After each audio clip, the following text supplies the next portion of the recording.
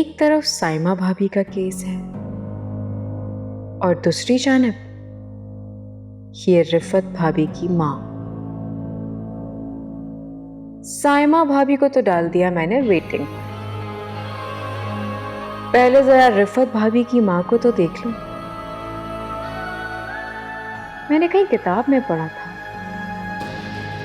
कि हिटलर की नाकामी की वजह ही यही थी कि उसने एक साथ बहुत से महाज खोल लिए थे। मैं ऐसा नहीं करूंगी, बारी बारी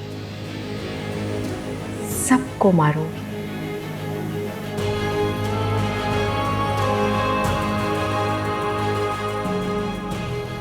खेल के कुछ असूल होते हैं।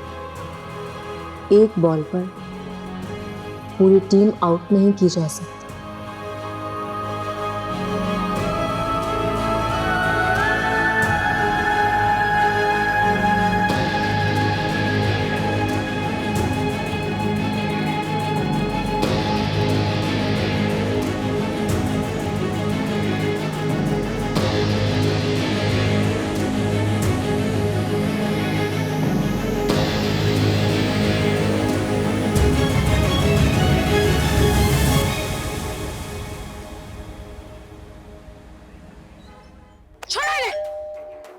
कौसे जरा देखना कौन आया है।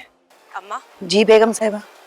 आपने अपनी सारी जिंदगी इस आदमी की मार और गालियां खाकर गुजारी, क्या आने वाली जिंदगी भी ऐसे ही गुजारेंगी? मैं ऐसा नहीं होने दूंगी, हरगिज नहीं। आइए आए सर। कौन आया है? बेगम साहिबा। अरे भाईजान अस्सलाम वालेकुम। वालेकुम सलाम, कैसी हो? आप कैसे आए? बैठे ही बैठे, जाओ जरा कुछ चाय वगैरह का बंद। जी बेगम साहिबा। तुम ठीक हो? जी भाई साहब मैं ठीक हूँ। माशाल्लाह, घर बहुत अच्छा सेट कर लिया है, खूबसूरत लग रहा है। शुक्रिया भाई साहब, आपके आने से ये घर और खूबसूरत लग रहा है। मुझे तो यकीन ही नहीं आ रहा है भाई साहब कि आप मेरे घर आए हैं। उस घर में रहते हुए भी आपने कभी भी अपनी बदनसीब बहन से बात तक नहीं की।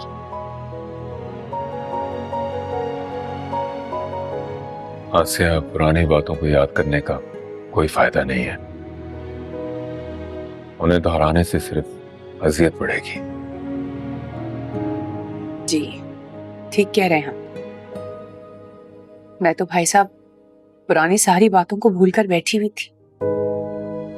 ये पता नहीं नई जिल्लत कहां से आ गई। मुझे भाभी बेगम ने खास तौर पे भेजा है। अगर भाभी जान आपको ना भेजती तो आप क्या कभी भी नहीं आते? आसिया, मैं किसी के हुक्म का पाबंद एक हद तक हूं, बाकी मेरी अपनी मर्जी है। तुमसे इतने अरसे बात ना करना किसी के हुक्म के ज़ेरे असर नहीं था। तुम्हारे उस अमल से मेरा दिल दुखा हुआ था, इसलिए।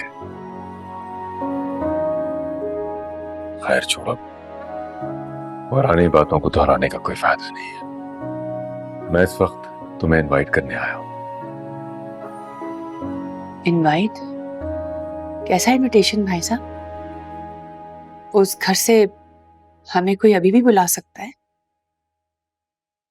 राइल की सालगिरह है और भाभी बेगम ने कहा था कि तुम और इरम आ जाना।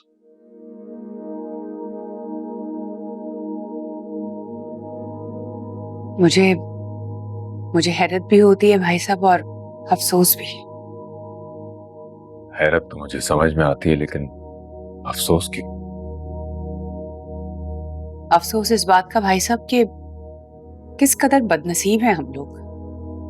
क्या हैसियत है हमारी। जब हमें कोई जाने के लिए कहता है तो हम चले जाते हैं, और जब कोई आने के लिए कहता है तो हमें आना पड़ता है। ना तो मैं तुम्हारी बात से इनकार कर सकता हूं, ना ही तुम्हारे अफसोस को रद्द कर सकता हूं, लेकिन इतना कहूंगा कि आ जाना। शायद किसी गलती का अजाला करने का मौका मिल जाए, लेकिन अगर दिल ना करे तो मैं जबरदस्ती भी नहीं कर सकता। शुक्रिया आदम भाई, आपने मेरा एहसास किया। अस्सलाम वालेकुम मामू जान, कैसे हैं आप? वालेकुम सलाम बेटा, कैसी हो? ठीक हो? मैं ठीक हूँ। मैं अब चलूंगा। अरे नहीं मामू जान, बैठे ना, मैं आपके लिए चाय कॉफी कुछ। नहीं, जरा जल्दी में हूँ आज। नहीं भाई साहब, मैं ऐसे आपको जाने नहीं दूंगी, प्लीज बैठे ना। तुम जाओ, जाके कुछ इंतजाम करो। जी अम्मी, मैं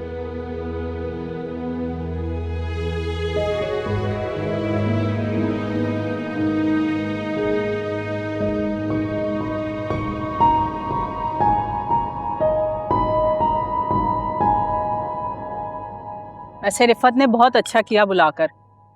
मैं तो घर में पड़ी बोर होती रहती हूँ, इस बहाने मुलाकात तो हो गई। मेरा भी यही हाल है, पूरा दिन घर में फारिग और बोरियत। यहाँ पर आए तो कितना अच्छा लग रहा है ना, मिलकर बैठने का मौका जो मिल गया। बड़ी खुशी होती है बच्चियों को ससुराल में राज करता देखकर। आप क्या कहती हैं? इसे आप राज करना कहती हैं? हाँ, ये कह सकते हैं कि बेटियां खुश हैं। आप बेटियों को ससुराल में राज करने से क्या मतलब लेती हैं? इसे राज करना नहीं कहते, जहाँ पर बात करने से पहले इजाजत के मरहले से गुजरना पड़े और जहाँ पर कोई आजादी ना हो। लेकिन ये सब तो इस घर का दस्तूर है।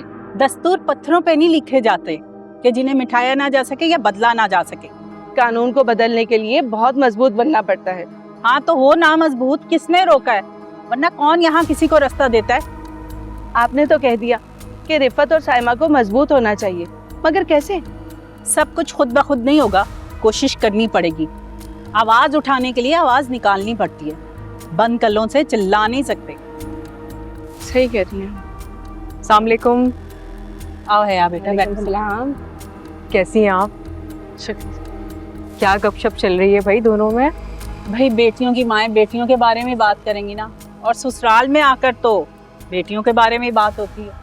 ये बात तो बिल्कुल सही कही आपने।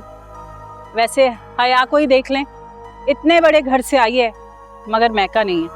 आप पूछ रही थी ना कि कौन सी बेटियों के पाँव मजबूत होते हैं? जिन बेटियों के मैके मजबूत होते हैं ना, उन्हीं बेटियों के ससुराल में पाँव मजबूत होते हैं।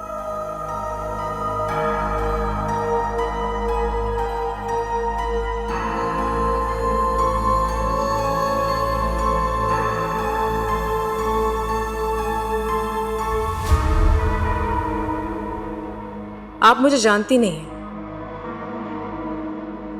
आप अपनी बेटी के पैर मजबूत करेंगी तो मैं सबके पैरों के नीचे से जमीन निकाल दूंगी।